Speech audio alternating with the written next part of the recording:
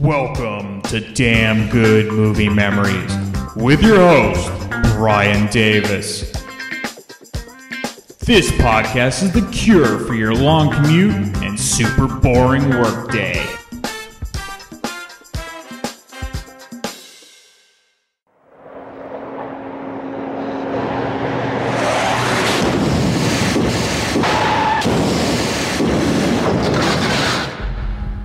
Making moves on the street, have no attachments, allow nothing to be in your life that you cannot walk out on in 30 seconds flat if you spot the heat around the corner.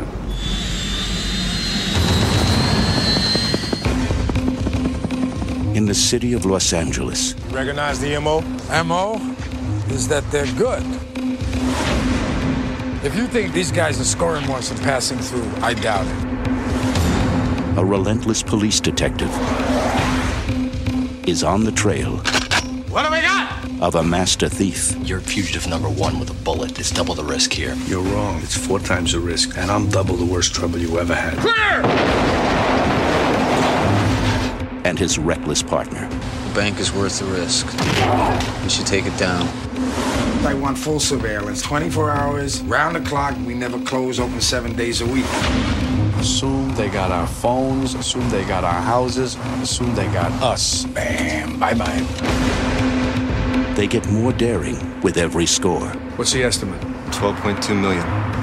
You're up. But one cop He's here. I can feel it. is closing in. Whatever score they're gonna take next, they're gonna have the surprise of a lifetime. Now, for the first time, Academy Award winner Al Pacino and Academy Award winner Robert De Niro collide. If I'm there and I gotta put you away, I'll tell you, you are going down. What if you do got me boxed in, and I gotta put you down? Because no matter what, you will not get in my way. I will not hesitate for a second. Al Pacino, Robert De Niro, Val Kilmer in a Michael Mann film. Heat.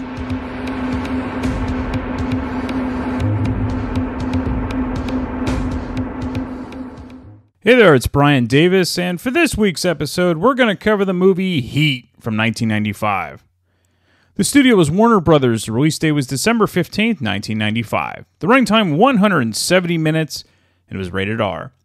The budget was $60 million. The box office took back $67.4 million, making it the 25th ranked movie of 1995. Roger Ebert at the time gave it 3.5 out of 4 stars. Here's his review. There is an age-old conflict in American action pictures between the man with man's work and the female principal, the woman who wants to tame him, who wants him to stay at home. Heat, with an uncommonly literate screenplay by Michael Mann, handles it with insight. The men in his movie are addicted to their lives. De Niro and Pacino, veterans of so many great films in the crime genre, have by now spent more time playing cops and thieves than most cops and thieves have. There is always talk about how actors study people to base their characters on. At this point in their careers, if Pacino and De Niro go out and study a cop or a robber, it's likely their subject will have modeled himself on their performances in old movies. There is an absolute precision of effect here, the feeling of roles assumed instinctively. What is interesting is the way Mann tests these roles with the women. The wives and girlfriends in this movie are always, in a sense, standing at the kitchen door, calling to the boys to come in from their play. Pacino's wife, played by Diane Venora with a smart bitterness, is the most unforgiving. She is married to a man who brings corpses into bed with him in his dreams. Her daughter, rebellious and screwed up, is getting no fathering from him. Their marriage is a joke. And when he catches her with another man, she accurately says he forced her to demean herself. The other women, played by Ashley Judd and Amy Brenneman, are not quite so insightful. They still have some delusions, although Brenneman, who plays a graphic artist, balks as any modern woman would when this strange, secretive man expects her to leave her drawing boards and her computer and follow him to uncertainty in New Zealand. Michael Mann's writing and direction elevate this material. It's not just an action picture. Above all, the dialogue is complex enough to allow characters to say what they're thinking. They're eloquent, insightful, fanciful, and poetic when necessary. They're not trapped with cliches. Of the many imprisonments possible in our world, one of the worst must be the inarticulate. to be unable to tell another person what you really feel. These characters can do that. Not that it saves them. That's the end of Ebert's review. So my draw to this film was like most at the time. This is the first film since The Godfather Part 2 where you get both Al Pacino and Robert De Niro in the same film. Not only that, but it's the first film in which both share scenes together. Something that couldn't possibly have happened in The Godfather, as of course De Niro played the younger version of Vito Corleone, Michael's father. But what transpired when I saw this in the theater back in 1995 was an overall terrific film with a plethora of fabulous actors, not just Pacino and De Niro. And the film still holds up incredibly well now. Okay, let's get into the making of the film. So Michael Mann befriended an ex-Chicago detective named Chuck Adamson who was looking to get into the entertainment business. One of Adamson's big busts was a criminal named Neil McCauley, who was in prison at Alcatraz for 8 years of his 25 total year sentence. Of note, half of McCauley's time in Alcatraz was in isolation, which is no fun to say the least. When McCauley was released from prison, he went on a crime spree. This led to the cat-and-mouse game between the detective Adamson, attempting to catch the criminal McCauley, and that was the impetus behind the story of Heat. The interesting part about Adamson was that he actually admired and respected the discipline that McCauley possessed. Now, it did not affect his desire to capture McCauley, but he knew that McCauley wasn't your typical thief either. So Adamson became the technical advisor on Heat and gave direction about the police side of the story, along with the real-life expertise about how he brought down McCauley. So Michael Mann began writing Heat years before he started in film, as he got his career start writing for television in the 70s for shows like Starsky and Hutch, Vegas, and Police Story. As a matter of fact, Mann said about 40% of his original script for Heat was used as the TV show pilot called L.A. Takedown in 1989. Producer Art Linson told Mann that this should be a feature film, not a TV show. Both knew they wanted Al Pacino and Robert De Niro. Both actors agreed, and the film was off and running since they had already had a finished script. They had a director, and they had a producer. De Niro agreed to be in the film first after really liking Mann's script and loved that Pacino eventually signed on to the film. De Niro even appreciated that his character was complicated, and even though some people watching the film may even root for him, even though technically he's the quote-unquote bad guy. Pacino felt that he needed to be, as he called it, more hyper in his performance in order to differentiate his character from De Niro's cold and calculated style. Mann encouraged Pacino to go for it, which is why Pacino often gets those standout moments in this film. Some might feel it's over the top, but you have to realize his character is obsessed with catching the bad guy. Pacino even mentioned that even though it's not portrayed in the film, his character is a bit high on cocaine at times, since he lives on the edge to keep up. Jon Voight joined the cast later than others, as he wasn't sure he wanted the role because he felt he wasn't necessarily the right person for the character. However, Mann just really wanted to work with Voight and told him so. Voight was flattered and agreed to take on the role. Voight's character of Nate was based on Edward Bunker, who was an ex-criminal who became a writer of novels and screenplays. Bunker was also a technical advisor on Heat. Ironically, Voight starred in Runaway Train in 1985, which Bunker was a co-screenwriter on. In addition to Bunker, Mann had the actors playing the criminals meet with the real-life criminals who were incarcerated to get their stories about their lives and how they dealt with things, especially heists. And then for Ashley Judd, whose character was in a relationship with one of the criminals, she met with real-life women in the same situation her character would have been in. On the other side of things, the actors playing the cops met with real cops, and Diane Venora, who played the wife of Pacino's character, talked with the wives of real cops to get their perspective of how their role in relationships could be very bleak. Basically, many of the wives were like second-class citizens. The work came before the personal relationships. What Mann discovered from his research and tailing of real-life law enforcement is that police are not the military. The police are not set up to return force in the same way a soldier would be. So when a group of armed robbers go after the police in a tactile way, it could go very wrong for the police, at least initially before the backup arrives. For the gunfight scenes, the actors trained for 3 months with firearm experts, using real ammunition to get down the proper techniques during their scenes. And this training definitely paid off when you watch the film, when they actually used blanks on set, of course. Amy Brenneman read the script and didn't like it at first. A week later, Mann called and they met to discuss why she didn't like it. Brenneman felt the characters were despicable, and there was too much brutality and violence. This is exactly why Mann wanted Brenneman in the film, because her character of Edie was the only person who had goodness and couldn't understand why everyone else was doing all of these horrible things. The amount of talent in this film is pretty stunning when you think about it. Let me just rattle off more of the actors in the film. You have Val Kilmer, Tom Sizemore, Ashley Judd, Natalie Portman, Mykelti Williamson, Dennis Haysbert, William Fichtner, Hank Azaria, Danny Trejo, Jeremy Piven, Bud Cort, and musicians like Henry Rollins and Tone Loc. Alright, let's get into the film. So it opens with Neil, that's Robert De Niro, walking through an emergency room. And he's acting like he works there in full medical garb, like an ambulance driver. He then proceeds to take an ambulance. We then go to Chris, that's Val Kilmer, who is buying some material at what looks like a factory. We then cut to Lieutenant Vincent Hanna, that's Al Pacino, who is in the middle of having sex with his wife Justine, played by Diane Venora. After showering and getting ready for the day, we meet Vincent's stepdaughter Lauren, played by Natalie Portman. This is Vincent's third marriage. Lauren is having a mini meltdown as she's anxious about her biological father picking her up to spend the day with her. However, the father is often flaky and a no-show for Lauren, hence why he's the ex-husband. We then meet Michael, played by Tom Sizemore, who is driving a big rig truck and picks up a hired hand named Winegro, played by Kevin Gage. Next is Gilbert Trejo, played by Danny Trejo, who is driving another truck. He checks in with the obvious leader, which is Neil. Chris is also part of the gang. He's dressed also in an ambulance uniform, riding with Neil. The gang then dons hockey masks and are a go with their mission.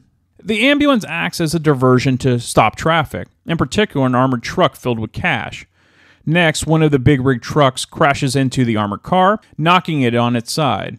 With masterful precision, the gang surrounds the armored truck in a perimeter, all armed with machine guns, before blowing open the door of the truck. They remove the guards from the inside, and one of the guys specifically looks for one package, almost like a large FedEx letter mailing. Inside are very valuable bonds. The new guy, Winegro, decides to shoot one of the guards, just because Winegro's an asshole. This means the other two guards are also executed. The gang escapes in the ambulance before the police arrive. Neil is incensed that Winegro diverted from the original plan and killed the guard. Neil that night meets with the money fence named Nate, played by Jon Voight. After that meeting, Vincent arrives at the bloody crime scene. $1,600,000. 40 cents on the dollar, $640,000 to you. $150 front money. Get you the rest 2-3 days. Know who owned these? Malibu Equity and Investments. Roger Van Zandt. Owns banks in the Caymans. Runs investment portfolios for offshore drug money. Stuff like that. So? So, he ripped off his bearer bonds. Yeah, he's got insurance. That's the point. He collects 100% from the insurance. He's a player. Maybe he buys his bonds back from us for 60% of their value. Make 40% on top of the 100%. Sell it back to him instead of going to the street. That's an extra $320,000 to you. Try it out. Kelso called. What? The score he's putting out wants you to look at. What do I need his score for? I got my own. Says it's clean in low 8 figures. 9 a.m. tomorrow. What happened out there? Don't ask.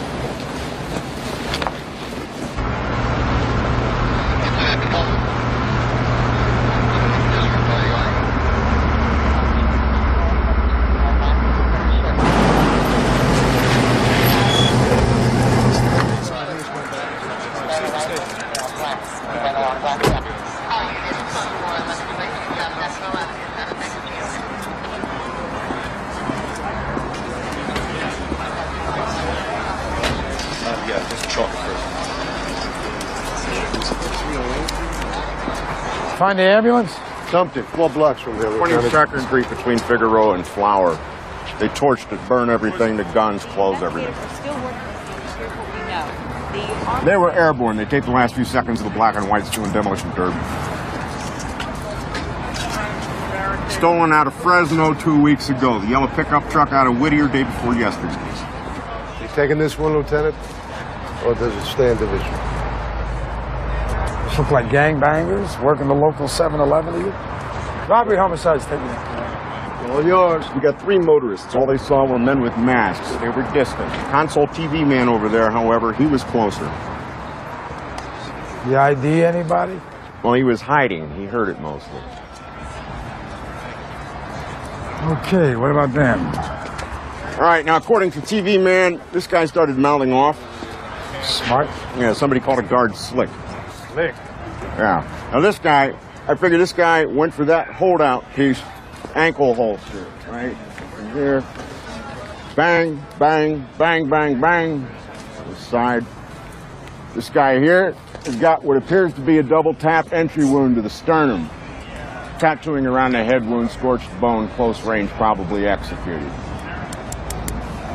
And it was $1.6 million in bearer bonds, and they ignored the loose cash. Because they had no time, because they were on a clock, which means they knew our response time to a 211, had our air, immobilized it, entered, escaped in under 3 minutes. It's a good spot here. We got good escape routes, 2 freeways within a quarter of a mile. Traffic video camera, probably disabled. Check it anyway. You recognize the M.O.? M.O. is that they're good. Once it escalated into a murder 1B for all of them after they killed the first 2 guards, they didn't hesitate. Pop guard number 3, because what difference does it make? Why leave a living witness? Drop of a hat, these guys will rock and roll. The shape charge. The shape charge indicates that they are technically proficient. Proficient enough to go in on the prowl, so let's start looking for recent highline burglaries that have mystified us. Run Slick as an alias to the FBI. You're gonna get the phone book. Do it anyway. Who's moving the bearer bonds? Check the usual fences. You and I will check Cusimano and Torino. I want you to take Goldstein and Alfaro. Hang in with forensics. From the bomb squad, I want the explosive. If we're lucky, it's exotic. We can trace the sale. Get your hand out of that man's pocket, Rachel. The gang meets at a late-night diner. Neil is less than pleased with what Weingrow did and roughs him up a bit. Neil is about to shoot Weingrow, but a cop drives by, and so they wait for the cop to pass. When Neil looks down, Weingrow has fled. The gang tries to find him, but he's vanished. We then meet Chris's wife, Charlene, played by Ashley Judd, who likes money, but doesn't seem to be pleased with how her husband makes it. Vincent returns home after a long day and finds that Lauren's dad had flaked on her again. Not a great day for anyone, it seems. Actually, Neil is having a good day with the exception of Weingrow escaping. Neil ends up meeting a woman named Edie, that's Amy Brenneman, at a restaurant. Edie recognizes him at the store she works at and tries to make conversation with him, but Neil is suspicious at first about her random interest. When he figures out that she's just being nice, he lets his guard down, and the two end up spending the night together. Back to the police, Vincent and Sergeant Bobby Drucker, Mykelti Williamson, decide to make a surprise visit to an informant.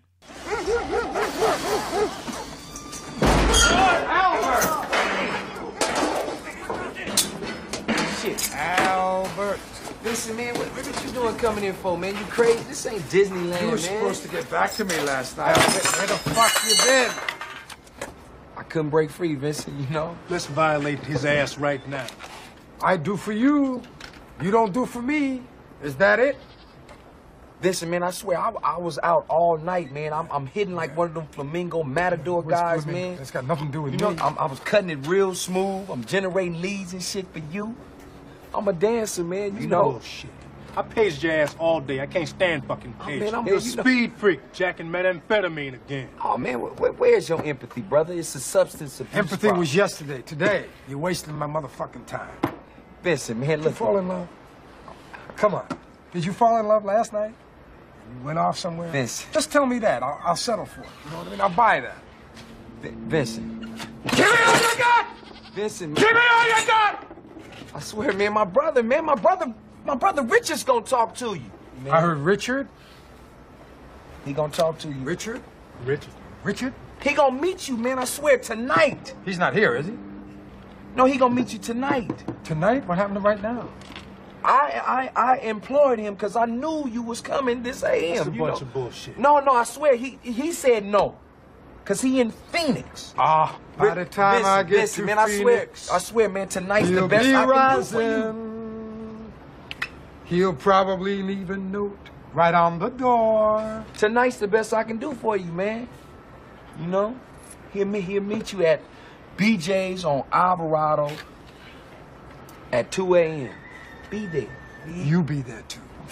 Vince, I can't be there, man. I got things to do, Vince. I got things to do. I got places to be. I got...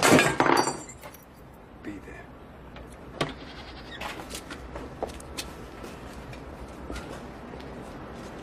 Don't waste my motherfucking time! You gotta love Pacino. In the meantime, Neil and Nate are looking for his next score. What is it? It's a bank. It depots cash on Thursday for distribution to all the other branches to cover Friday payroll checks. So on Thursdays, the command branch has got a full whack. On the prowl or strong? Strong, through the front door. How many guys? 4 or 3 plus a driver. You walk in, you knock them over, you walk out. And you want 100,000 advance against a 10% cut for that? Uh-huh. Sounds like an address to a cowboy score. They hit the hold-up alarms. I got to get out of there before the cops show. What is that? They hit 3 hold-up alarm systems.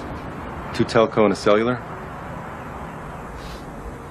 See, but the signals aren't going anywhere because, see, the night before, you cut in and trick out the alarm system computer to turn itself, and the video recorder is off 20 minutes before you walk in the door. Architectural, electrical, engineering plans? No, I got it. I got schematics. I got the boards already built that go straight into the CPU. What's the estimate? 12.1, 12.2 million. You're on. Congratulations. And to give you a little idea of where my estimates come from, this is a printout. Nobody knew the merch was yours. Be that as it may, my way you get 100% from the insurance company and take the bonds back from us at 60 cents on the dollar and make yourself another 40%. The operation doesn't skip a beat, everybody makes out. Sure, you got a deal. Good, because there's no percentage everyone gets their underwear in a twist over this. Yeah. So you have your man call me and we'll set the meet. Yeah, okay. Nice talking to you. You gonna duel these guys? So word's on the street, it's okay to steal my stuff. I'm gonna kill this sons of bitches. Have Harry bring me the spreadsheets for Canary Islands offshore.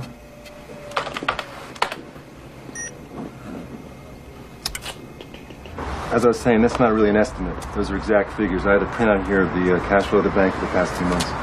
How do you get this information? Just comes to you. This stuff just flies through the air. They send this information out. I mean, it's just beamed out all over the fucking place. All you have to do is know how to grab it. See, I know how to grab it.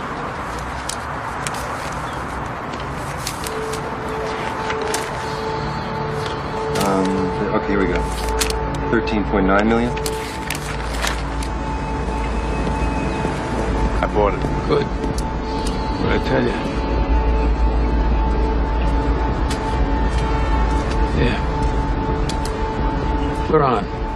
Call Van Zandt, collect the money. How is he? He's a businessman. Okay. The man that Nate was talking to on the phone is Roger Van Zandt. That's William Fincher.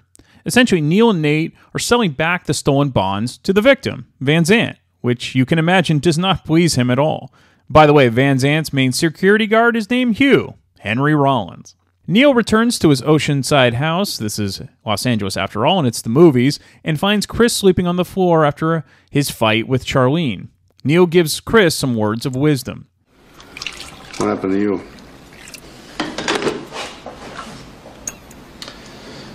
When are you gonna get some furniture? When I get around to it. Charlene's gonna leave me. Why? Not enough steaks in the freezer. With everything we've been doing? Vegas is Super Bowl, clean me out. When you gonna get an old lady? I'll get around to it. You got something else on the side? Nothing regular. So you got something else on the side? No. You sure? Yeah, I'm sure. I don't know what you're doing. Remember Jimmy McElwain on the yard used to say, you want to be making moves on the street, have no attachments, allow nothing to be in your life that you cannot walk out on in 30 seconds flat if you spot the heat around the corner. Remember that?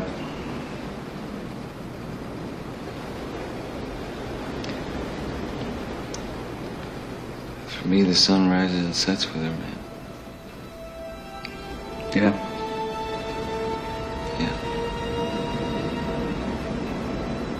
Okay.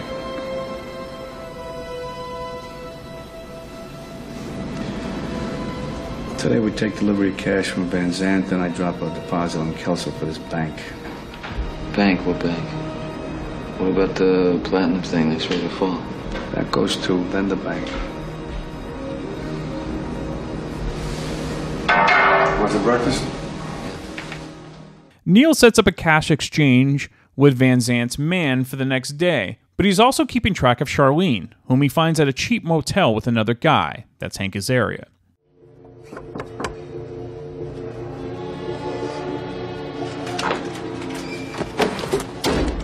Who was that guy? Nobody. Who was that guy? He's You gotta nobody. know who he is. Who is he? He's nobody, Neil. Listen, He's a legit liquor wholesaler from Las Vegas. Alan Marciano.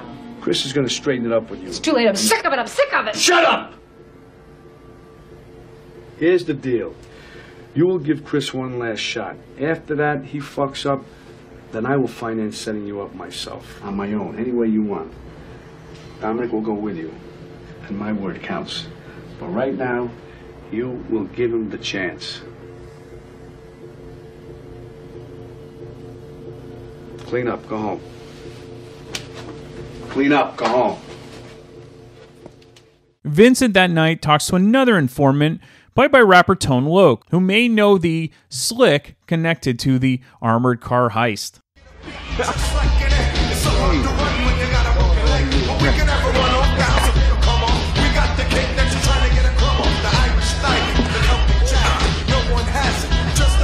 Vincent, hey man. Vincent. Hey, Vincent is my brother, Richard, Vincent. Richard. So what do you got for me? Before we even get into that, there's this cool ripping rides all along the beach areas, all right? Now, the back of a trim shop on Irvine, if somebody was to pay a little visit this weekend, they might find 2 turbos and a 911 slope. You're looking to rid yourself of your competition. Hey, I'm a good citizen. I'm Donald Duck. So you got something to tell me or what? Check this out, cuz. How do I know if I tell you what you need to know, you're gonna do what the fuck I need to get done? Richard, man, Hannah is straight up, man. We do business all the time. I ain't your cuz, you rat motherfucker. And you know, cause I say so. After I hear what the fuck you gotta tell me. Look here, man. You understand what I'm saying? I'd get killed for telling you this shit. Kill walking your doggy. All right. There's this cat I was locked up with in Folsom. Did a couple, 2-3 years. He got out, I ran into him. And so? He's a big fiend for action. Now, if he'd have said nothing, I'd have thought nothing. But he goes on and on running down to me how he ain't been doing nothing and nothing's been going on and all this other bullshit. So right then and there, I know this cat's got something going down.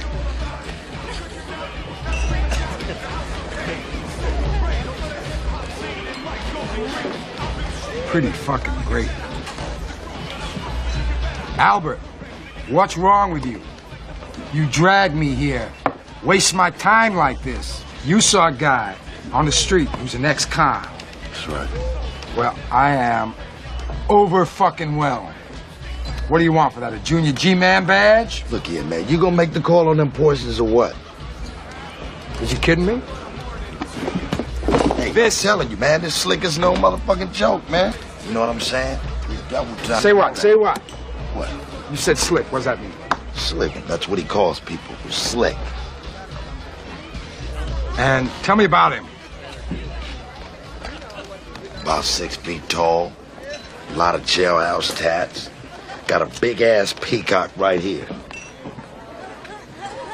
What's his name? Trejo. Michael Trejo.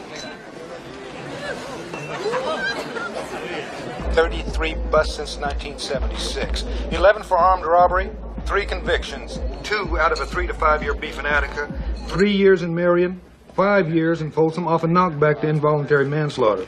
Jacket's 2 inches thick. Okay, who do I have there now? Drucker and me, boss, and Schwartz. Tell SIS I want full surveillance. That's 24 hours, round the clock, day and night. We never close, open 7 days a week.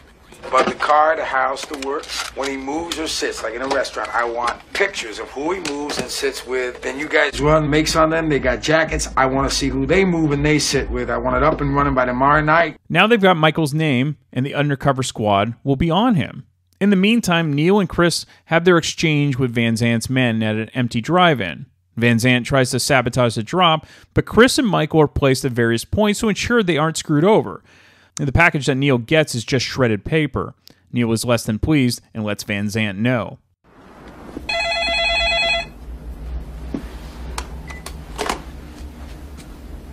Yeah, Roger Van Zant. Yeah, who's this?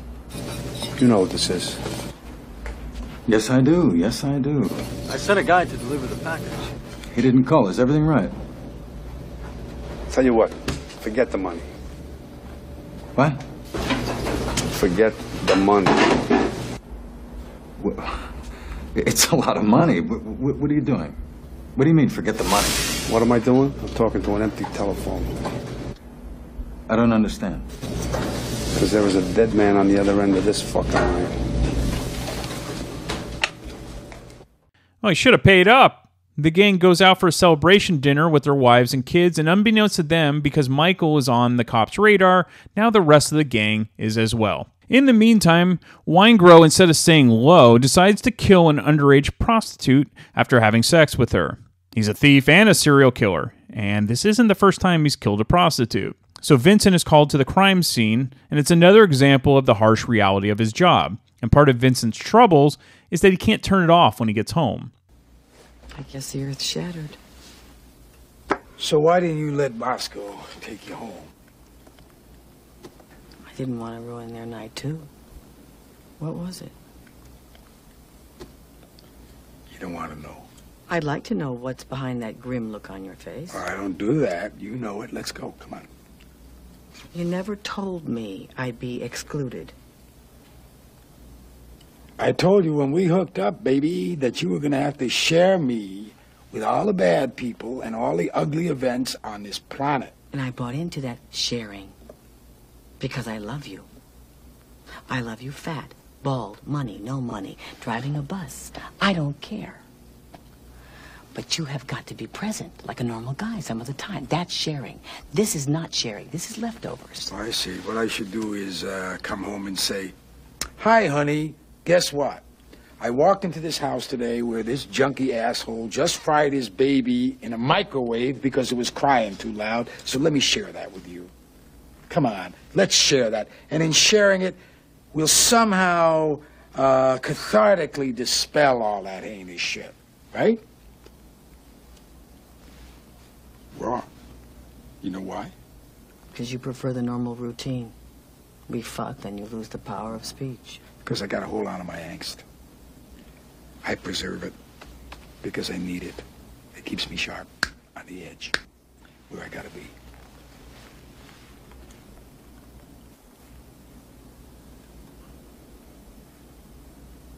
You don't live with me. You live among the remains of dead people. You read the terrain. You search for signs of passing, for the scent of your prey, and then you hunt them down. That's the only thing you're committed to. The rest is the mess you leave as you pass through.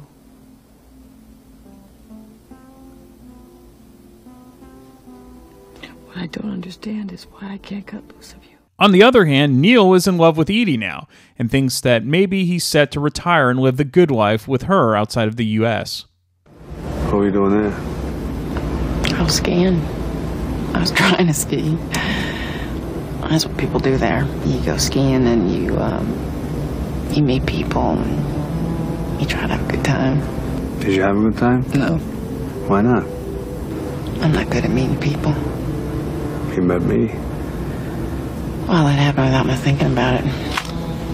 Which is why, probably. No, it's because you were fine. Edie, take off with me for a while. Where? New Zealand. When? I have to go separate. You could meet me there. For my job. I got money. You don't need money. You could set up a studio to work there. I don't know. What's there to know? Are you married? What? You come and go. The last thing I am is married. I'm a needle starting at zero, going the other way, a double blank. And all of a sudden, someone like you comes along. You don't know me, Neil. I know enough. Come with me.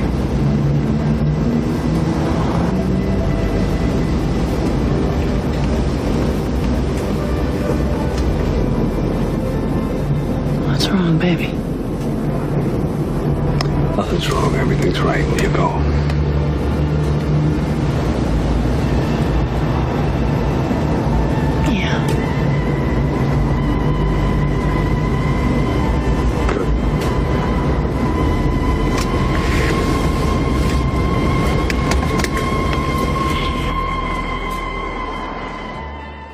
Vincent and his crew have a stakeout set up for Neil and the gang for their next job. However, Neil's gut believes something isn't right and decides to bail on the job without stealing anything. Vincent knows he's been had and he can't arrest Neil or anyone else if they didn't actually steal anything. Again, Vincent is one step behind and it's eating away at him. The scene where Neil bails on the job is based on a real-life stakeout of Chuck Adamson and Neil McCauley. McCauley in his gut felt there was something not right, and due to another detective moving from his spot in a stakeout to go to the bathroom, as quiet as he was, the subtle noise gave McCauley the motivation to walk away from the heist. The next day, Neil and the gang discussed why the LAPD was on their tail. LAPD, gee, what? Where the fuck did this heat come from? Maybe it's the score they're on to. The place, not us. Because it's been hit a couple of times, you know, something. Assume they got our phones, assume they got our houses, assume they got us, right here, right now, as we sit, everything, assume it all. How we're gonna buy the bank package from Kelso? I'll front that, that's not a problem. What the hell happens to Van Zandt or 750? Van Zandt, listen, with the heat we got, you want to play World War II in the streets with Van Zandt? No, I want my 750, and when he gets a pass? I got more motivation to whack Van Zandt than either of you. He is a fucking luxury.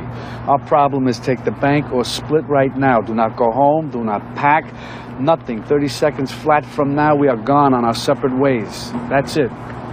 Chris. The bank is worth the risk. I need it, brother. We should stay and take it down. That's where I come out.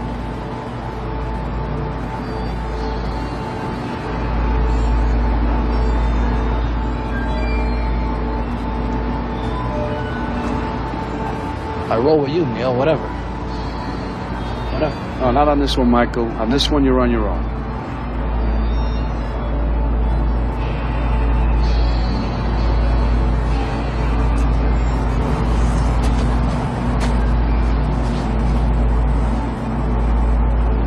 This is the best thing to do.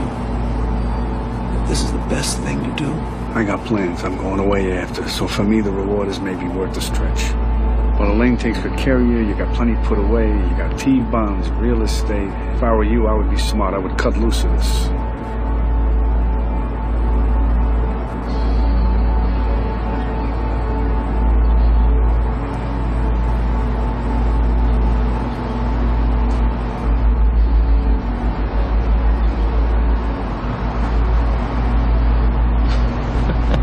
Well, you know, for me, the action is the juice. I'm in.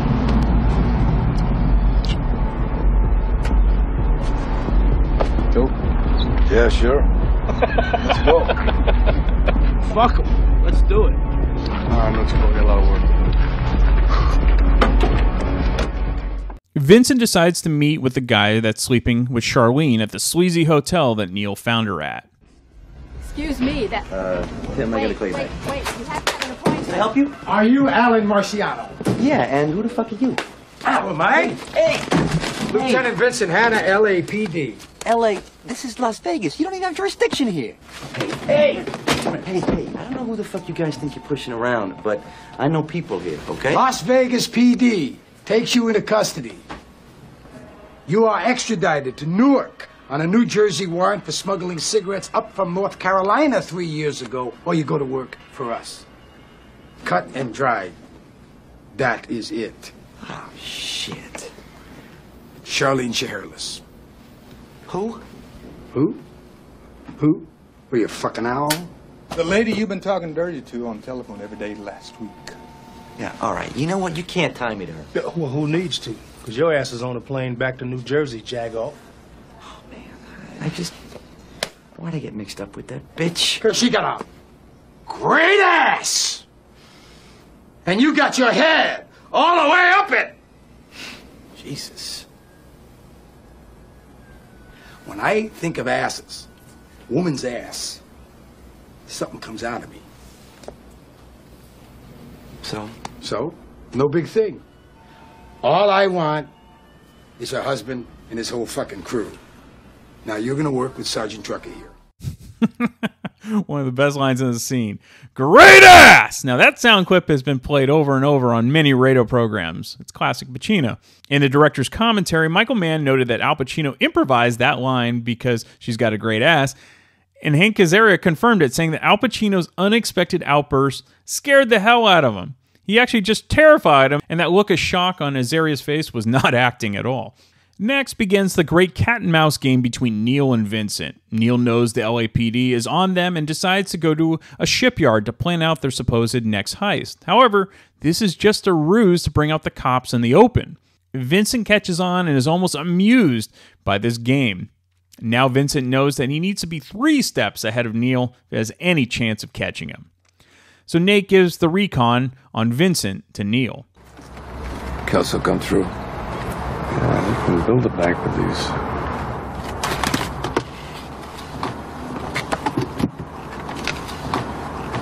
Name is Hannah. First name Vincent. I submitted the sergeant advice 5 yards. Hannah's all over you.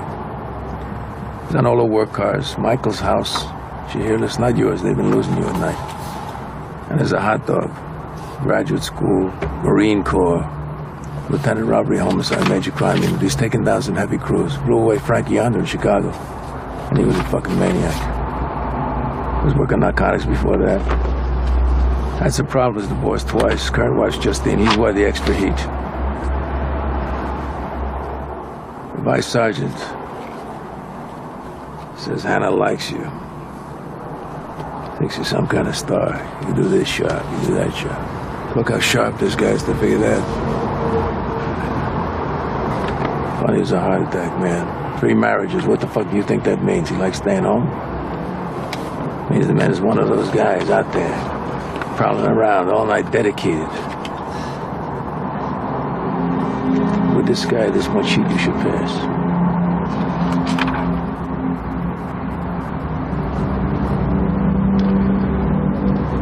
It's worth the stretch.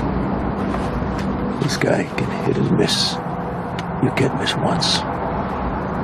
You sure? I'm sure.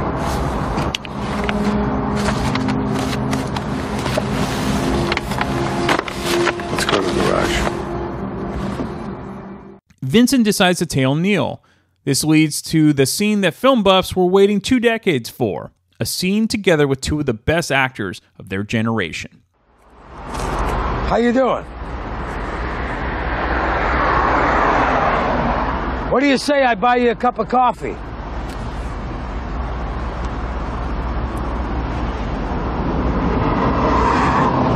Yeah, sure, let's go. Follow me.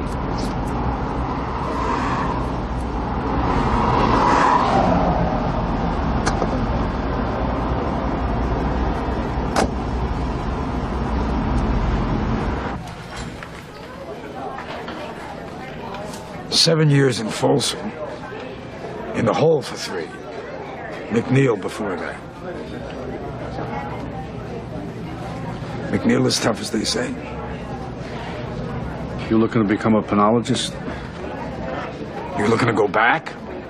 You know, I chase down some crews, guys just looking to fuck up, get busted back. That you?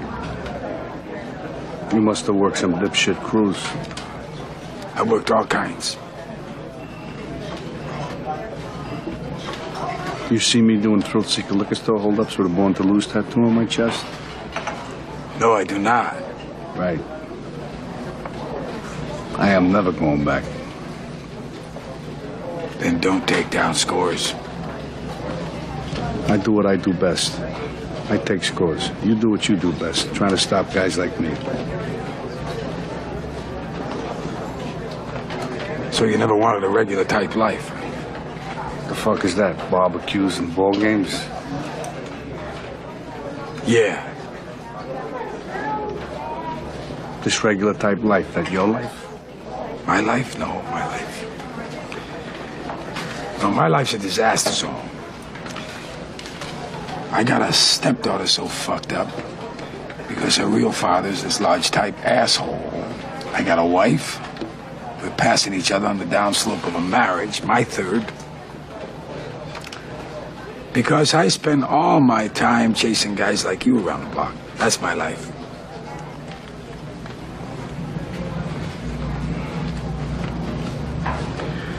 Guy told me one time, don't let yourself get attached to anything you are not willing to walk out on in 30 seconds flat if you feel the heat around the corner. Now, if you're on me and you got to move when I move, how do you expect to keep a marriage? Well, that's an interesting point. What are you, a monk? I have a woman. What do you tell her? I tell her I'm a salesman.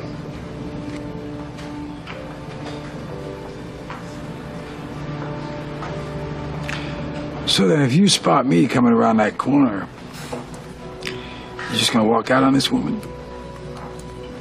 Not say goodbye? That's the discipline. That's pretty vacant, you know? Yeah, it is what it is. It's that or we both better go do something else, pal. I don't know how to do anything else. Neither do I. I don't much want to either. Neither do I.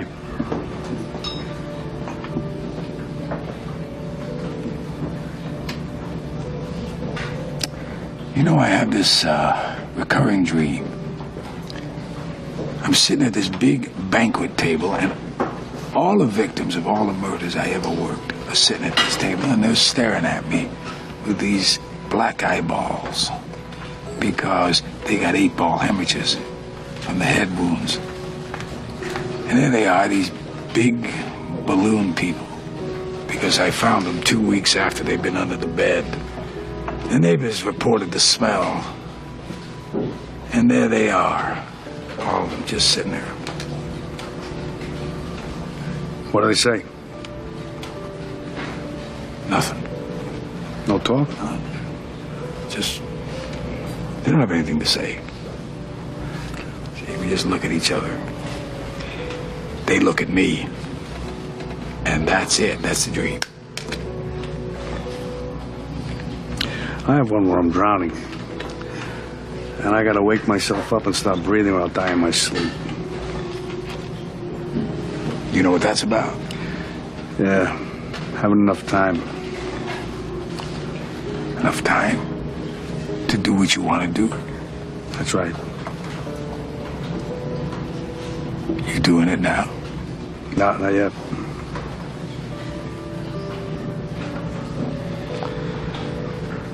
You know, we're sitting here, you and I are like a couple of regular fellas. I mean, you do what you do, I do what I gotta do. And now that we've been face to face, if I'm there and I gotta put you away, I won't like it. But I'll tell you, if it's between you and some poor bastard whose wife you're gonna turn into a widow, brother, you are going down.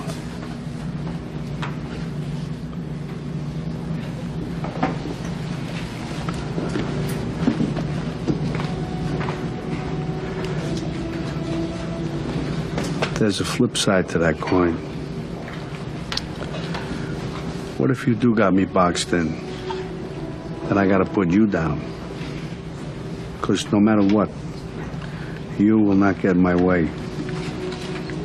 We've been face to face, yeah. But I will not hesitate. Not for a second.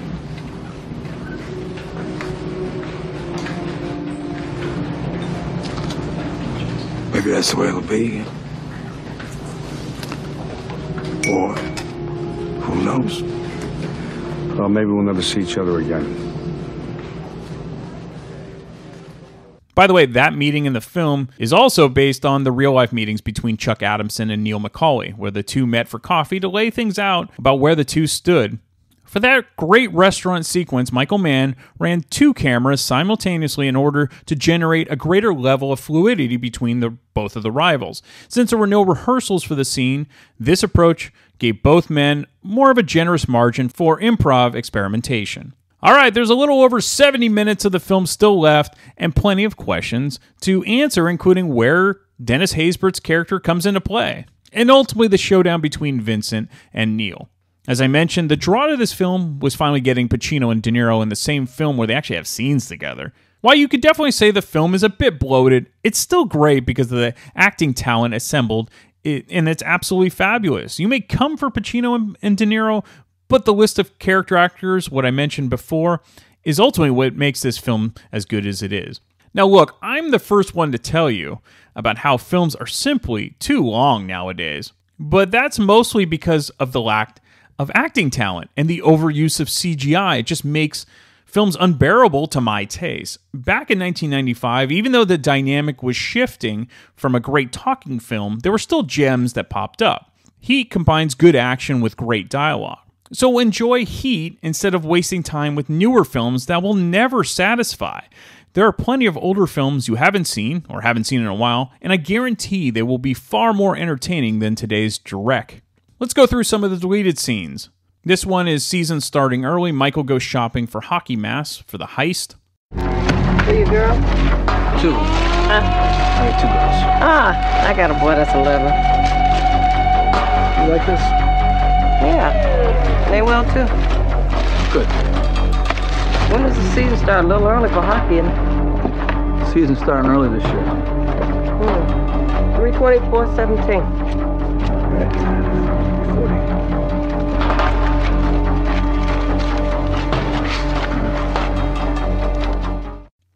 The nicest guy on the block, Michael is at home with his wife and 2 kids.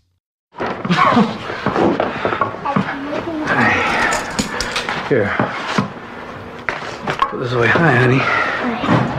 Look what I got here. Cool, huh?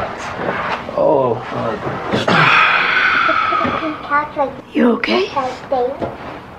And maybe we can get portions. Huh? Wow, we could put this together. Yeah. Sure. Sure. What? We're gonna get some what? Shakedown, which is where Vincent meets with an informant. What do you hear? What do you say? About what, Vince? I don't know, about this recent theory on pollution. They call it bovine flatulence. Half the air we breathe is farted by cows. Huh? About this crew knocked down 3 guards yesterday, took off with a Gage armored truck bearer bombs. Start making calls. How did I hear about this? Right in the airwaves on every fucking news channel. Yeah, just turn up some of these raggedy-ass TVs you got in this place. You're right. Hey, scusa mano. Let me talk to Francis. Yeah, I'll hold. Listen, I want you to see if you can broker the bonds for this crew, okay? You make yourself some money, you get real close to them, and then you shift yourself into Flip-O-Matic. Let me know who they are and what score they're gonna take next. Is that clear? You got that? Oh, yeah, it's clear. Oh, hey, Francis. That score that went down yesterday. I'm looking to handle all or a piece of it. Yeah. You hear us putting out the score?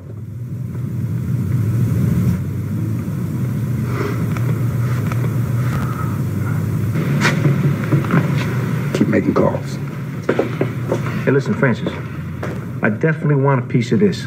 Murder in C Block. It's an additional scene with Pacino and Tone Loc at the club. Used to be slamming some serious drugs back in the day. Not social slamming either. One day we was kicking it up in the C Block and about to hit the shower. And this Muslim brother rolled up on him. Started sweating him about something that went wrong on the yard. Next thing you know, my man Slick pulls out the shank, starts stabbing the man about 20, 30 times. Brother falls to the ground. Slick goes back and shampoos his head. Let's Dance. It's a party with the detectives at the club, and Vincent is dancing with Justine. It was kind of cool. It was cooler. It's a great band. Let's see you try it. Oh! No, just the match. Try the match. I just want to be on television. It's kind of scary. For $200. I think they get a couple $100. And make up the story. But they're all real, but they always plant one. You know, kind of cool. It was kind of It's a lot cooler. It was cooler. It's a great band. Let's see you try it. Oh! He doesn't know. I was satisfied just hanging out. Why did we get married? We got married because you proposed. I proposed. Yeah, sure. Who proposed to whom? Oh, I said the words, but they were just because that was what was going on in you, and I knew that. Late arrival. Michael arrives late to the meeting to discuss being watched by the cops. As we sit, everything, assume it all.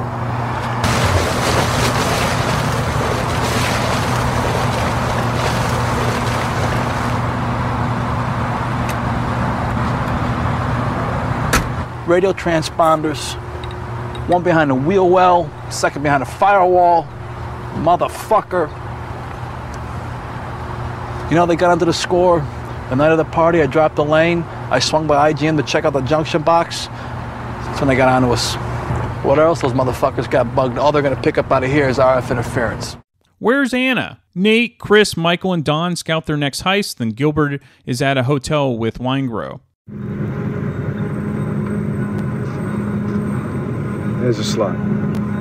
Looks right. From the door, your line takes you into the car. You want the doors open? No. Nothing should look weird. Timer just clicked in.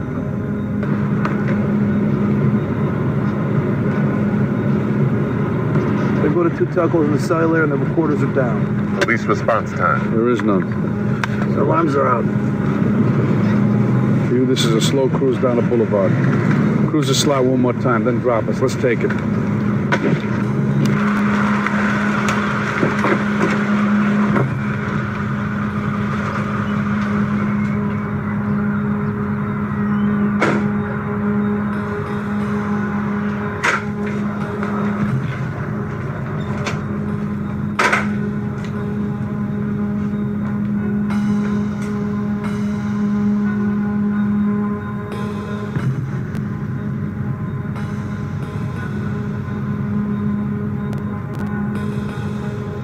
Buy it? Yeah. Where's Anna? Going down anyway. On schedule? Yeah, it's going down. Make the call. Where is she? I don't know. Yeah, can we get her? So are we what? Going down. The fuck you think's gonna happen when Neil finds out? I know what's gonna happen. Nothing's gonna happen, man. Nothing. I got it masterminded, brother.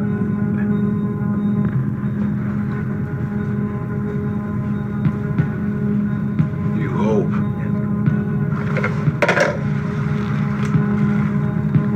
Where is she?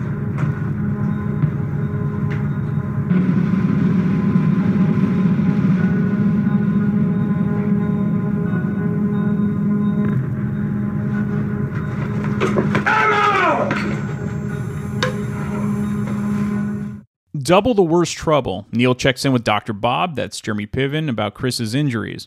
Bottom line. He's just got tissue damage, which is good. Clavicle's fractured, though. Can you rest a while? 6-7 hours. That's it? That's it. All right, one other thing. What's that? It's got to be 30 thou. Okay, can't be 15. What is this? Well, you're fugitive number 1 with a bullet, all right? It's double the risk here, so I got to I gotta double my price. You're wrong. It's 4 times the risk. Because something happens to him, I'm coming for you. And I'm double the worst trouble you ever had. Take off your shirt. What? Take off your shirt. Nate delivers. Neil and Nate meet about Neil getting out of the country with Edie. How much? $165,000. What do I get for those dollars? You and Chris end up in Ireland with passports, driver's license, plastic. For your what? Learjet to Vancouver, then commercial to Reykjavik, then Dublin. Reliable? For those bucks, 100%. Who's the third? A girl. How long is the plastic good for? 45 to 60 days. When's the ride? 24 hours. Make it 12. It's an important ride. If they say 24 for it to be right, then it's 24. Every hour is one too many. You check around? All around. You and I go way back, kiddo. I bought you the best. Nothing less. The pickup? Charter terminal, LAX, 11:30. Get an update tomorrow.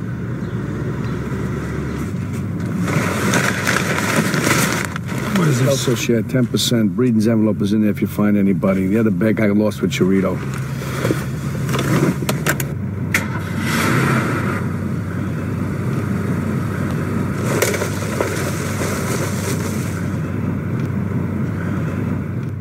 All right, some fun facts. Rather than dubbing in the gunshots during the bank robbery shootout, Michael Mann had the microphones carefully placed around the set so that audio could be captured live. This really added to the impact of the scene because it sounded like no other gunfight shown on screen. When Kevin Gage was in prison for 2 years in 2003 for growing marijuana, he was actually universally addressed by fellow inmates and prison guards as Winegrow, his character in the movie. Winegrow is actually based on a real Chicago criminal named the same, who ratted out some influential Chicago criminals. According to Michael Mann, Winegrow went missing, and his body was found in northern Mexico, where it had been nailed to the wall of a shed. Danny Trejo, who plays a member of the crew, had been an inmate at Folsom Prison in real life, just like Neil in the movie.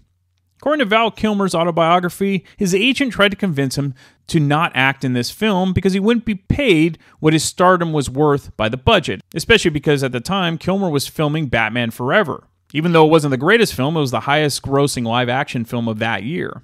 However, Kilmer insisted on taking the role and asked Michael Mann to compensate him by putting his face on the film's poster, sandwiched between Pacino and De Niro. Mann happily agreed to do it. Kilmer stated the main reason he chose to act in the film was that so he would be able to call Al Pacino and Robert De Niro Al and Bob for the rest of his life. Kilmer was thrilled to learn at the moment in the gun battle scene where he runs out of bullets and rapidly changes his magazine is regularly shown to Marine recruits as an example about how to perform the action properly. So there were, of course, actors that were considered for this film but didn't get roles. They included Keanu Reeves and Johnny Depp, who could have played the Val Kilmer character, and Don Johnson and William Peterson instead of Tom Sizemore. Reeves decided to go do Hamlet on stage instead of Heat. Gong Li was offered the role of Justine Hanna. She refused, unless the script was translated to Mandarin. She would later star in Michael Mann's Miami Vice in 2006. Madeline Stowe also turned down the role of Justine. Two people that did not turn down the opportunity to be on this podcast was Metal Mike Tyler and Bill Roseberry. They love Heat, so let's talk about it with them now. And then I'll be back next week to talk about yet another random movie from my DVD collection. All right, we're back, and you know what? Pacino and De Niro have nothing on these guys. We have our very own dynamic duo that always appears on Damn Good Movie Memories, and that is Metal Mike Tyler and Bill Roseberry to talk about Heat. Welcome back, guys. Thanks for having us, Brian. It's a pleasure as always. Okay, so we've talked about, Pacino and De Niro films in the past. We talked about Dog Day Afternoon not too long ago and Raging Bull. I think the huge draw at the time to this film was having both Pacino and De Niro star in the film and actually appear in scenes together. So was that the initial draw for you guys, or was it, the story itself? And it was an action and a heist film. We'll start with Mike. It was a combination of things for me. I mean, yes, the fact that De Niro and Pacino were going to be in scenes together was a big draw. But also just the cast they had and Michael Mann. I'm a fan of his films. I've always thought he was a great filmmaker. I don't think Michael gets the credit, as much credit as he deserves, because one of the things that Bill pointed out when we were watching the film is he's one of those directors that kind of makes whatever the locale is almost a character within the film. Yeah. You know what I mean? Like here it's in LA and you see all these beautiful shots of the skyline and the city at night and stuff. And he did that even when he was directing episodes of Miami Vice. I mean, it's just his style, Sure. And so I've enjoyed a lot of his films. So there was that as well. How about you, Bill? Well, first off, I just want to say she's got a great ass. You stole my line. See, I play that every time. I play that every time Lindsay walks by my office. So yeah. Well, that's awesome. You know, there's something about a woman's ass. Something comes out of them. When I think of a woman's ass, something comes out of me. Yeah. You know what's funny, Brian, is on our radio show, I like to play movie clips between songs, and before I go on the mic, I just created quite a few of them from Heat. from recently watching this film. Yeah, it's totally quotable. But yes, Bill, definitely great ass is a top one. Yeah, that's the best line in the movie in my opinion. 100%. And Hank Azaria playing the guy in the interrogation. Yeah. So what I'm going to take away from this, and I agree with what Mike said. I did say that Michael Mann, the way he brings the cinematography and the whatever locale he's using, the location becomes a character in the movie.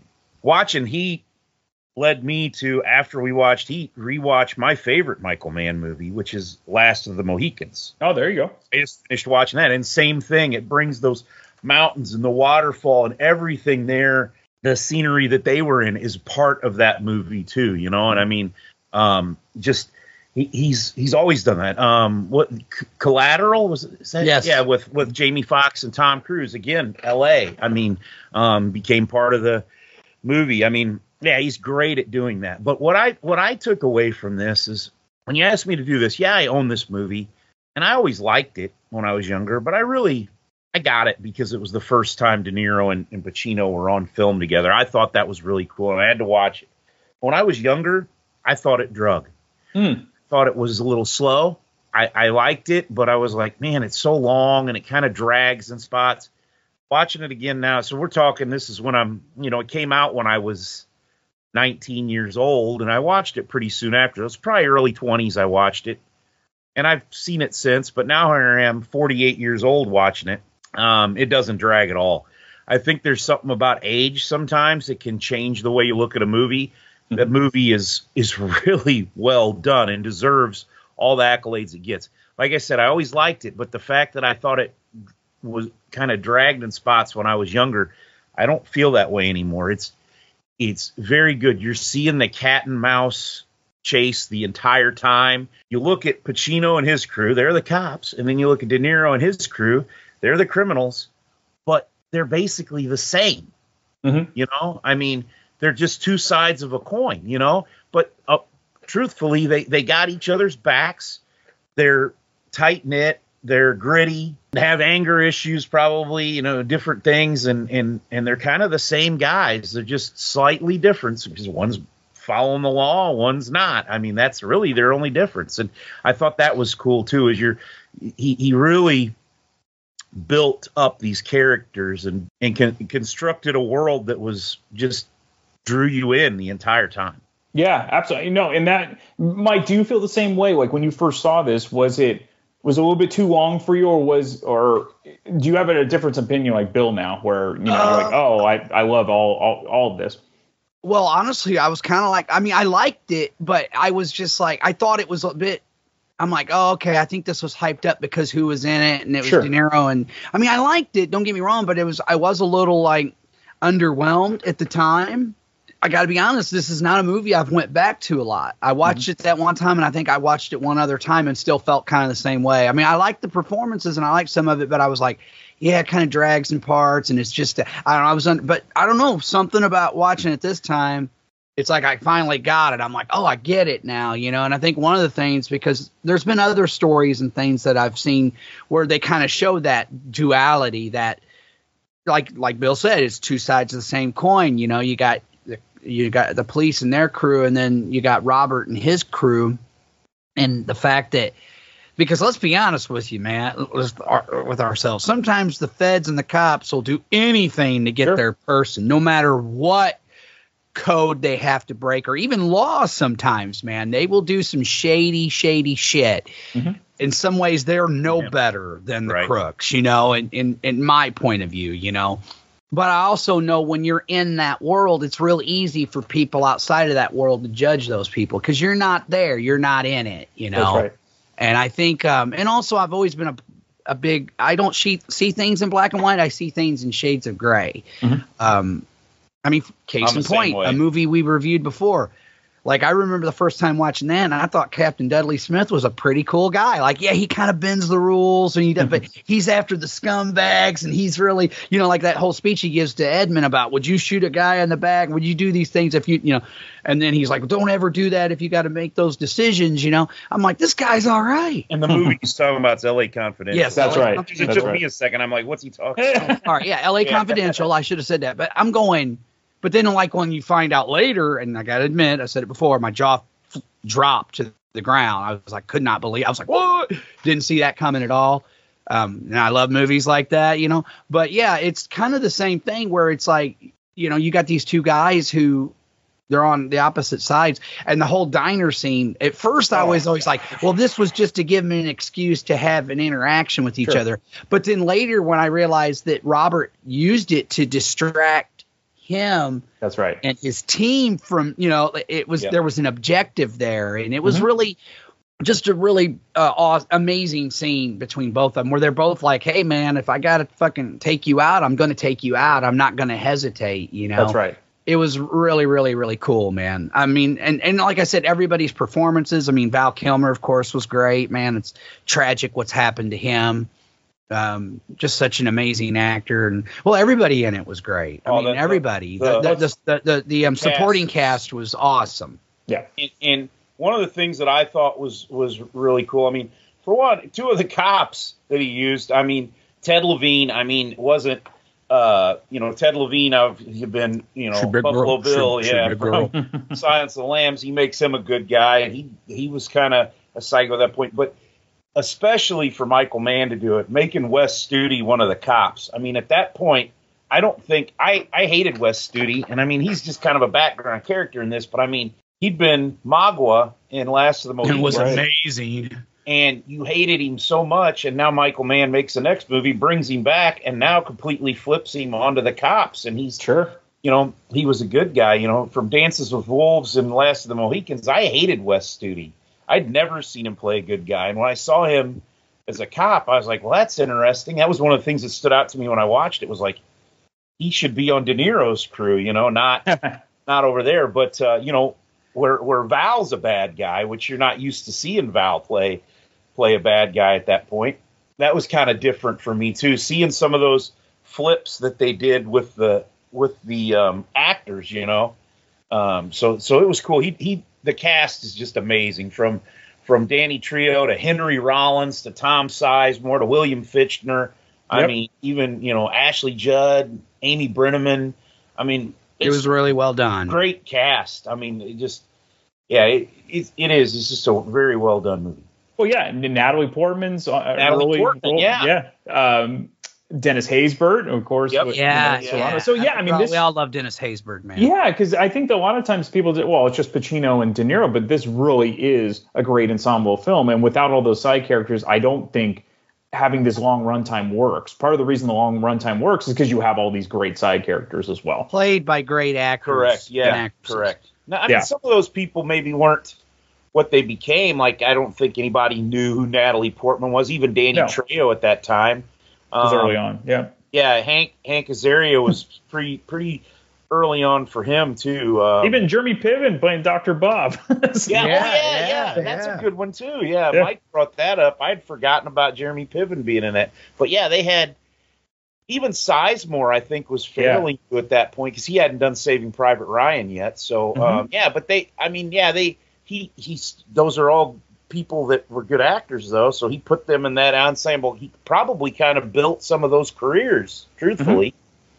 And let's not forget Bubba Gump was in there too. Right. So And he was definitely the hot thing because that came out a year after playing Gump. So So I'm glad you guys, Bill brought up Michael Mann. And so I would say arguably this is his best known film. He's probably best known for Miami Vice, as you guys mentioned. But, you know, Bill mentioned Last of the Mohicans, but he also did a great early film with James Caan called Thief. We had talked about this in the past. You guys had mentioned Silence of the Lambs. Well, he also did Manhunter, which is the first film version with Hannibal Lecter. And is excellent. It's very, very awesome. Well done. Definitely check that out. William Peterson, the main character. And then he did the biopic for Muhammad Ali. So, I mean, obviously you guys were fans of him for his non-Heat films. I think Bill mentioned that. Correct. Collateral was another one with Jamie Foxx, and I love that movie. Yeah, I wasn't a big fan of the Ali movie. Interesting. Not to get too far off, but I did just visit the Muhammad Ali Center in Louisville, Kentucky, and man, what a cool place. If you get a chance, go check that out. It encompasses everything in Ali's life, you know. So yeah, just a little side note. It's a really cool place if you get a chance to check it out. So yeah. So in Heat specifically, is there a performance you enjoy more than the other when it comes to Pacino and De Niro? And I'll start with Mike. Ooh, that's a good question, man. Not for me, but go ahead. I think for Pacino, I got a big kick out of him because he's kind of a hot dog, man. He's a little out there, man. It's like, whoa, dude. You know. And if he lived in Letterkenny, we'd be like, I need to take it down about 20% there, Squirrely. You know, whatever his name was in the character's name in the movie. But at the same time, Vincent. He's a good guy. Like, I think one of the things that really shows you how good of a person he is here his wife is cheating on him, but when the chips were down and the stepdaughter does what she does, and obviously she must have cared about her stepdad a lot because she goes to his apartment or his hotel room to do what she did. And the fact that he was there for her and for his wife. I don't know, man. And again, a very complex character, you know. And I think the thing with De Niro on the flip side of that is you got a guy who literally is like, if I'm in a situation, I got to walk, which is one of the most heartbreaking scenes in the movie when he really does have to do that because he really, really does fall for that girl who, Amy Brenneman. Yeah, I liked both characters, but they were different, even though they're on the flip side of the coin. I think De Niro's character was a lot more laid back and methodical and reserved, where and it's not that Pacino, like I said, he's a hothead, but he's not stupid. Like one of my favorite scenes is when he figures out, oh, this guy's flipped the script on us. He's doing to us what we do to other people. And he's like clapping and going, yeah. Or he's out in the I love that scene. The abandoned warehouse parts of the movie. Yeah. So I loved them both for different reasons, but I would probably have to say Pacino. He was the more entertaining character. Okay, that's fair. Bill, how about you? You said you have a Pacino all the way. I mean, and that's for me. That's saying a lot because I think De Niro is a superior actor. I mean, I love them both, but I've always thought De Niro was a superior actor. He's one of my favorites. I mean, when it comes to my movie collection, there's 3 guys that I have more movies of than anybody else by a landslide, and it's Robert De Niro, Arnold Schwarzenegger, and Denzel Washington. Those 3 guys are, and I'm for anybody listening, I'm not saying that Arnold is as good of an actor as Robert De Niro and Denzel Washington. Entertaining. Yeah, he's entertaining. I mean, I got a lot of Sylvester Stallone movies too. They're not as me too. Yeah, but the hell you say, Bill? To be or not to be? Yeah, I was just not to be. I was just watching The Terminator before I came down here. So I know some people didn't like that film, but that part was hilarious. Yeah, in the Last Action Hero, where they did him doing Hamlet. He's like blowing it, and he just goes to be or not to be, and he lights a cigar. Not to be. Not to be. Like all these explosions. It was great. Man. So, but just Pacino was every time he was on scene, he was so intense. Yes, and just like Mike said, kind of hamming it up. And I think this movie was kind of the start of because as Pacino got older after this, that's kind of how he acted from here on out, you know. But this Sin of a Woman, Sin of a Woman really started. Sin of a Woman was the one, because that was before. That was the one that really got him going like that. But I love Sin of a Woman though. If you ever do that, that's 100%. Yeah, we both want in on that one, man. But I thought he was great. He just. You're kind of on your edge of your seat to see what he was going to do because he was kind of a loose cannon. You didn't know when he was going to snap, and And I think you guys were talking about him, you know, being a good dad and being a good person and all that to his wife. He had that conversation with her at one point. This guy carried a lot of baggage. The reason why he was so quick to explode and do different things is because he was trying to keep it all together for all the responsibility that he had, and for his team, for her, for the daughter, everything. He was like a mushroom. He was about to be a mushroom cloud, just explode. I mean, and like that one point where she's saying, "You're never here," blah, blah. What do you want me to do? You want me to tell you how I saw this death today? I saw somebody, you know, eat a baby or whatever it was. And it was like, you know, this craziness that he had in his world, and he had to try and compartmentalize that, you know, to be able to survive himself. I mean, yeah, he wasn't a bad person, but he couldn't be, you know, demonstrative and stuff with her or with anybody, because if he did, I think he probably would have just screamed and yelled and cried, and every emotion across the entire spectrum would have oozed out of him, because he was trying to keep all that in to be able to do his job and have the responsibility that he had. I mean, that was what was interesting about that character. He was holding a lot together. And that's what made Vincent such a complex and interesting character. Well, that's what's kind of interesting about the two characters, where, you know, even though De Niro's the criminal, he's actually probably a more disciplined and better guy, dare I say, than Pacino, because he's smart enough to know I shouldn't be in a relationship because of my lifestyle. Whereas Pacino, because he's, you know, has an honorable job, he should actually be single because of all the crap he sees, and just date women, you know? So that's interesting. There's that weird dichotomy there. If I can add on to what Bill's talking about, I mean, you know, people have to understand, you know, I know it sounds like I was, there's no difference, but there is a difference, obviously, between the crooks and the cops, guys. But the one thing about it is, being a policeman, whether you're a beat cop or a detective or what, it's one of the highest. I mean, there is a burnout rate in that job, man. And speaking of someone who's in a profession that's right up there with the police of burnout rate, I know kind of where he's coming from, man. Like, people want to act like, you know, there's a lot of shit I keep in. There's a lot of shit I've seen that was fucked up, man. Sure. I mean, I don't talk about it, though. You've seen people die. Yeah, I've seen children die, Bill. Yeah. I've seen things that really will fuck you up. So, you know, you don't talk about it. You do compartmentalize it. And I saw a lot in my career too, Mike. I saw Brett Favre set the all-time passing record. Right. That's very traumatic, dude. I saw Matt Holliday's first game in a St. Louis Cardinals uniform. Yeah, okay. That's right. Cool, dude. So, which was really cool. Some of the stuff I've seen, not so cool. Right. I know. But I will say this, though. It's one of those things where, you know, sometimes you have your wall up.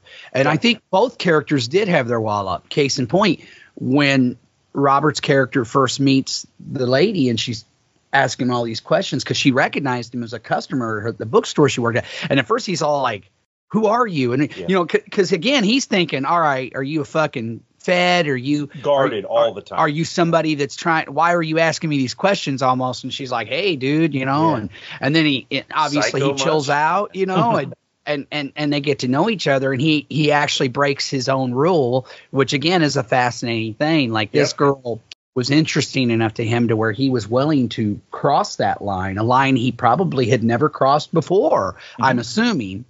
And another thing about De Niro too is, like, we're talking about how he's so reserved and everything, but he was so much in control that, like, when he went to see Ashley Judd, and I mean, he was intense too, because when he got her, he's like, "You're going to give Chris one more chance." Yep. And she did, because he's the boss. Yeah, he was the boss. Nobody really questioned De Niro. If he said it, that was the, you know, when they talked about William Fichtner at that one point, I was like, they built him up like he was some kind of badass. And when it finally comes to a head, I mean, De Niro just kills him like he's a bug, you know? I mean, and, you know, you're like, ooh, Roger Van Zant's going to be this badass. No, not really. Nope. Not at all. But yeah, I mean, what he does for, like he said, some of the things he said, you know, it's very hard for you to be a quote unquote normal guy. It's kind of like veterans when they come back. Sure.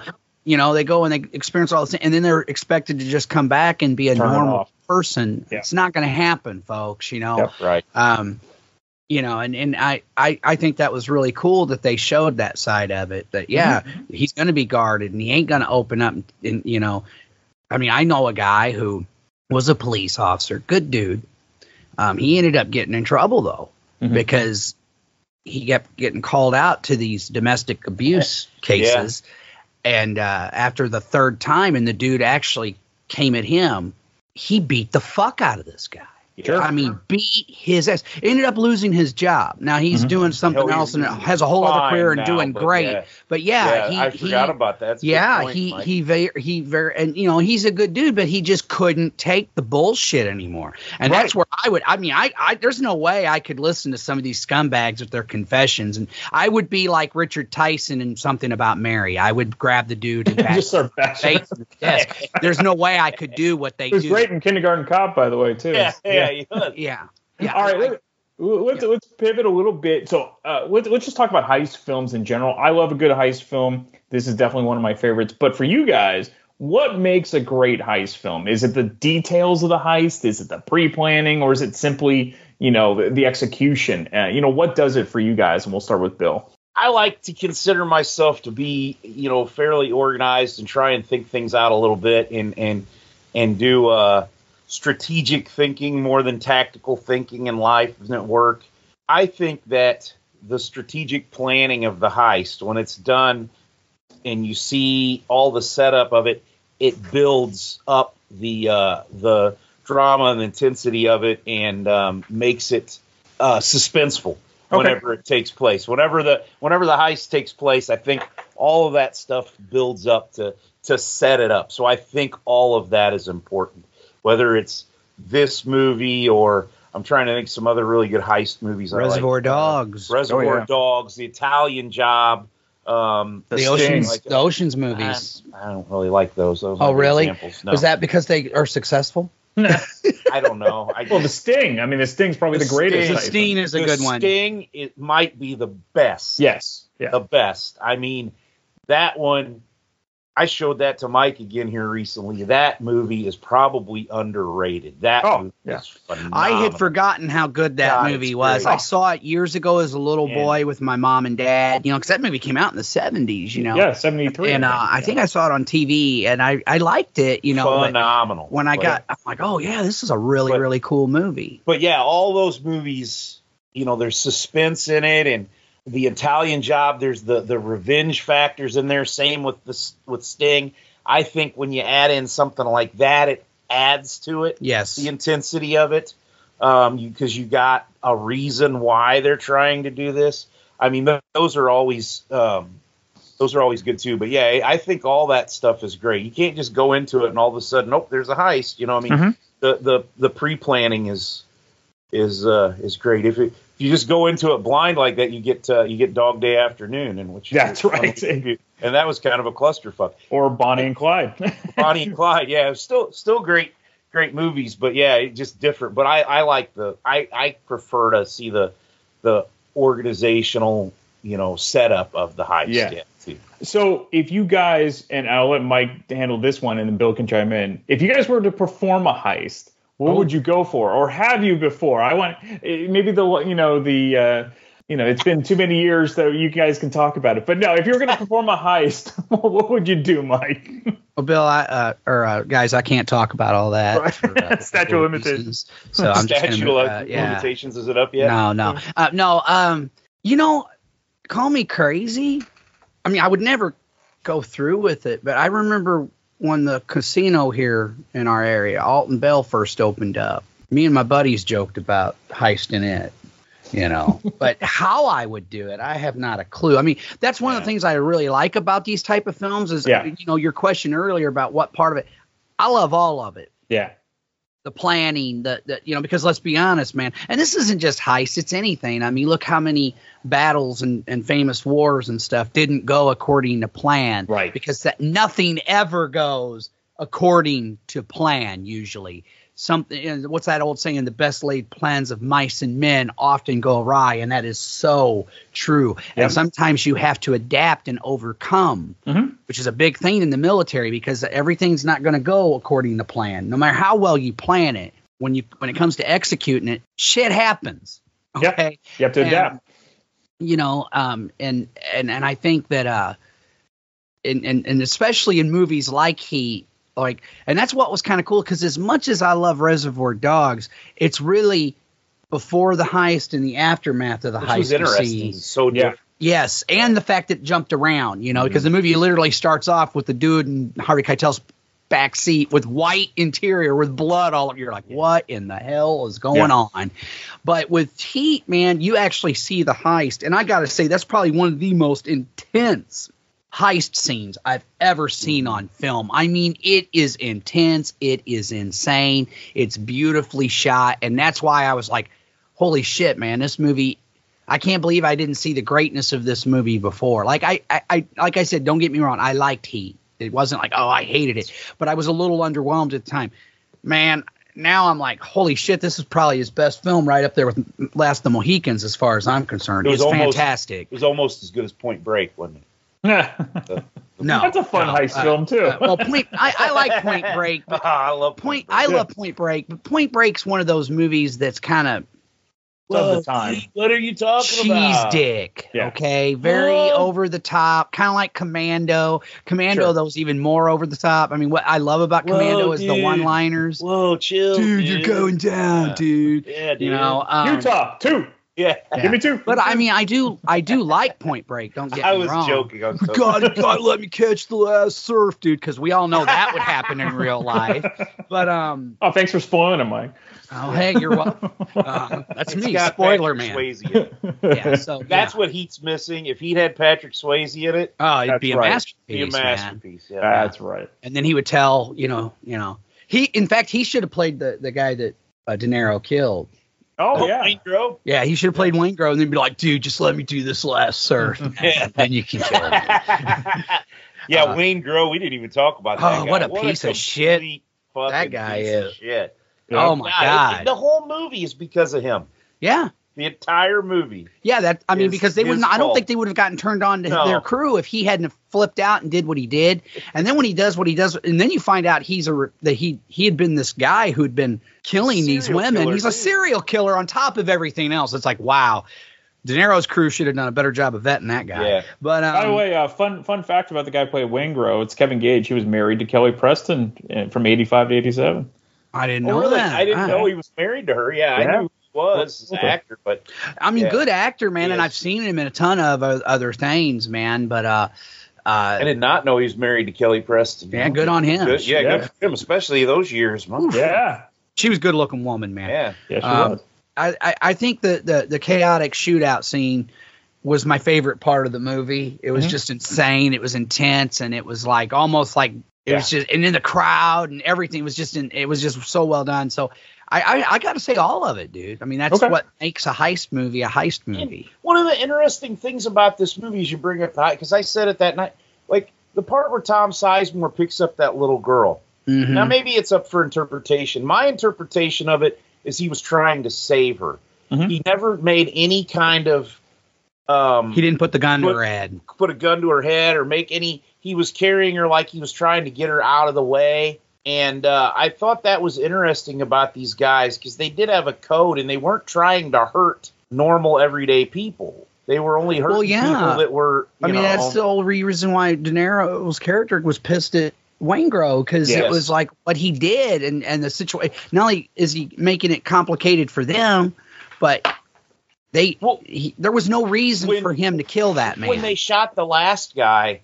Remember, I can't remember if it was Val or if it was Danny Trejo or if it was Tom Sizemore. One of them turned and he looked at Robert before they did it, and he nodded. Yeah. And then they shot him because they couldn't leave a witness now. Yeah, that's what we're saying. But they basically asked permission, and even Robert, he was slow at nodding because they didn't want to have to kill a guy. I mean, right. they had they weren't bad dudes, and that made this movie even more interesting because you're like, who am I rooting for? I like both groups. Yes, you know, yes. I want everybody to succeed, and it wasn't going to work that way. And the fact that you know, like you pointed out with Tom's character and the little girl, I don't think he meant any harm. I think he was trying to get her out of that situation, man. That was my interpretation of that scene. Because if he was trying to threaten her, he would have had the gun to her head, and he wasn't doing any of that, you know.